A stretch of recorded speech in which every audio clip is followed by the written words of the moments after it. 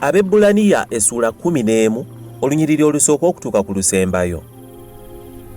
Okukkiriza kwe kukakasa nti ebisuubirwa birituukirira era n'obutabuusabuusa newankubadde nga tebinnalabika, kubanga okukkiriza okwo kwaviirako abantu b'edda okusiimibwa Katonda. Olw'okukkiriza tutegeera ng'ebintu byonna byakolebwa kigambo kya Katonda era ebirabika kye byava bikolebwa nga biggyibwa mu bitalabika. Olw'okukkiriza Abiri yawa Katonda ssaddaaka esinga obulungi okukira eya Kayini, ne kimuweesa obutuukirivu Katonda bwe yakkiriza ebirabo bye, era olw'ekyo newankubadde nga Abiri yafa naye akyayogera. Olw'okukkiriza Enoka yatwalibwa nga tayise mu kufa n'atalabika kubanga Katonda yamutwala, kubanga bwe yali nga tannamutwala Katonda yategeeza nga bwe yamusiima. Era awatali kukkiriza tekiyinzika kusanyusa Katonda, kubanga buli ajja eri Katonda kimugwanira okukkiriza nga Katonda waali era nga ye mugabi w'empeera eri abo abamunoonya. Olw'okukkiriza Nuuwa bwe yalabulwa Katonda ku bigambo ebyali bitannalabika, n'ati era mu kukkiriza n'azimba eryato ery'okulokola ennyumba ye, kyeyava asalira ensi omusango n'afuuka omusika w'obutuukirivu obuli mu kukkiriza. Olw'okukkiriza Ibulayimu we yayitibwa n'awulira n'okugenda n'agenda mu kifo kye yali agenda okuweebwa okuba obusika, bw'atyo n'agenda nga tamanyi gy'agenda.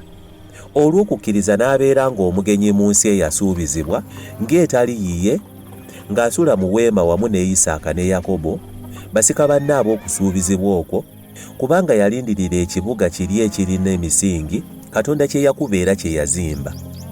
Olw'okukkiriza era ne Saala yennyini n'aweebwa amaanyi okuba olubuto newankubadde nga yali ayitiridde mu myaka, kubanga oyo eyamusuubiza yamulowooza nga mwesigwa. N'olwekyo okuva mu muntu omu eyali afaanana ng'afudde, mwe mwava abantu abangi ng'emmunyeenye ez'omu ggulu obungi era ng'omusenyu oguli ku ttali ly'ennyanja ogutabalika.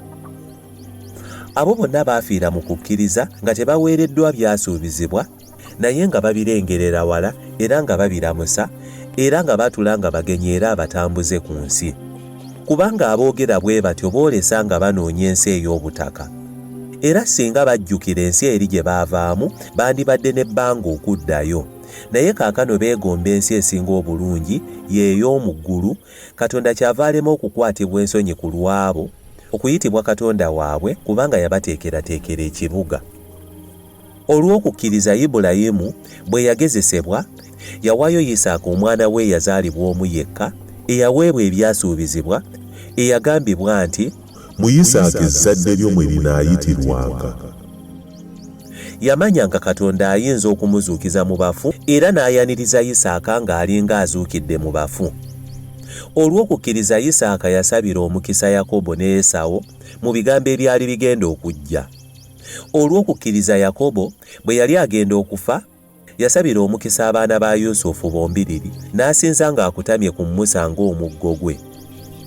Olw'okukkiriza Yusufu bwe yali ng'anaatera okufa yayogera ku kuvaayo kw'abaana ba Isirayiri n'alagira ku by'amagumba ge. Olw'okukkiriza Musa bwe yazaalibwa abazadde be ne bamukwekera emyezi 3 kubanga baamulaba nga mwana mulungi ne batatya kiragiro kya kabaka.